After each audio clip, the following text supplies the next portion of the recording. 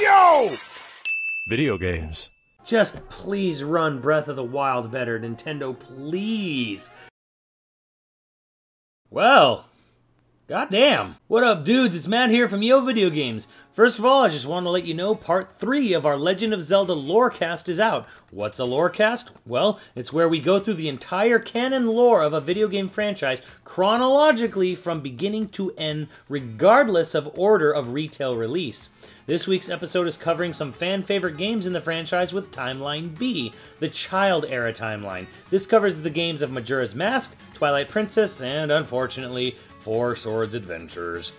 As with the last 2 episodes, we have a special guest to take us through the timeline with Mike from Easy Allies. You can check out this and all YoVideogames Podcast for free on iTunes, SoundCloud, Stitcher, and Libsyn. Links in the description below. Now that I've pimped our podcast, let's talk Zelda on Switch. So a month before the official press conference, Nintendo decided to drop a bomb on the world and bring not only Breath of the Wild to the Jimmy Fallon show, but Breath of the Wild running on a fucking Switch, making this the first time Dorito Pope-style, world-exclusive debut of Switch gameplay on Jimmy fucking Fallon of all places. But you know what? This is actually a good thing.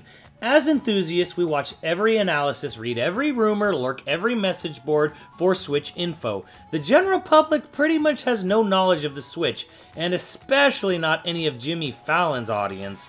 So, in retrospect, good on Reggie for showing it.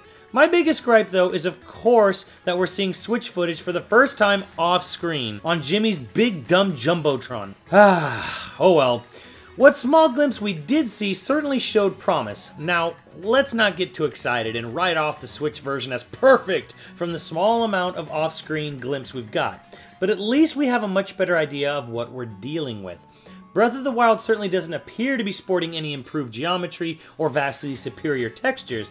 Nintendo is being a good guy here and making sure that the Wii U crowd isn't completely different from the Switch version. It does seem to have better lighting and could very easily be native 1080p on the Switch, which helps give it a much clearer and cleaner look than the Wii U version, which always seemed a tad washed out. Again, appears because we are watching off-screen on a big-ass screen. The most important part of the footage is the explosion, of course, because it appears to be running at a consistent frame rate all throughout the action, which is definitely better than the build on the Wii U at E3, and makes a far better showing than the footage at the game advertisements. Sadly, I was able to notice some glitches regarding shadows in the footage, and we definitely see that foliage is not rendered from afar on the Switch either. Still, the game's rumored to have about another 6 months to go in the oven, so minor improvements like this are still feasible. While not the defining piece of media for me, it at least brings me closer to feeling really good about the Switch version and just about seals the deal for me.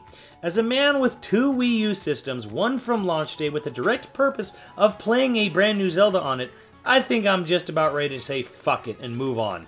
The Wii U has given me many great hours of some of the best games in their respective genres, but it's time to move on to better things.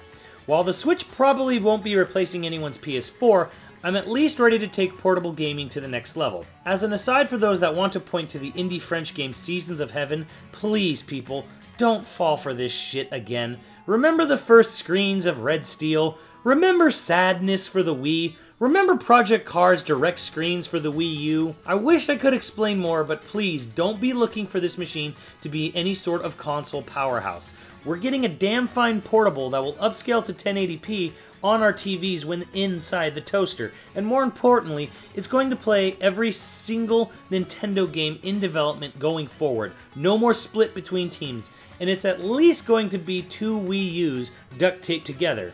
Maybe. Hopefully. Let me know what you guys are looking forward to, and I'll see you on the channel. Later, dudes!